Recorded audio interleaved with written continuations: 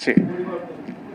তো কিভাবে দেখেন এই যে আবার রাষ্ট্র প্রকল্পের আকাঙ্ক্ষা কিভাবে তৈরি হবে, কারণ এই আমাদের এলিট জনবিচ্ছিন্ন নাপিত বিশেষজ্ঞরা যারা আছেন তারা যখন নতুন করে আমাদেরকে সংবিধান খাওয়াবে, সংবিধান খাওয়ায়া ওই নেপোকিসদের মতো বাংলাদেশ ক্রিকেট বোর্ড না পুরো দেশ দখল করে ফেলবে।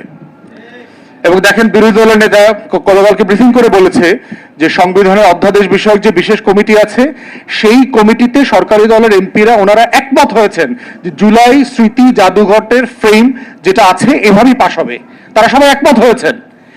একমত হওয়ার পরে বিল উত্থাপিত হয়েছে, উত্থাপিত বিলে কখনো সরকারি দলের সদস্যরা ভেটো দেয় না, সংশোধনী দেয় না, কারণ ওটা ড্রাফট স্টেজে সংশোধন হয়ে আসছে।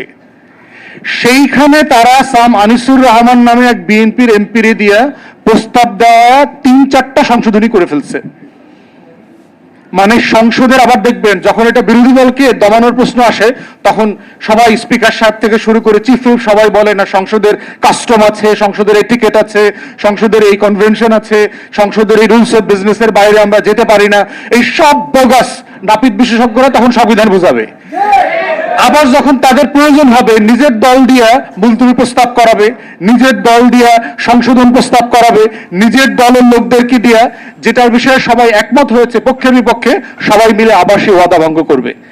এই যে নাপিত যখন ডাক্তার হয়, বাংলাদেশের বগস পলাতক রাজনীতিবিদরা যখন সংবিধান বিশেষজ্ঞ হয়, তখন যে সংকট তৈরি হয় সোনার বাংলাতে এখন সেই সংকট চলছে।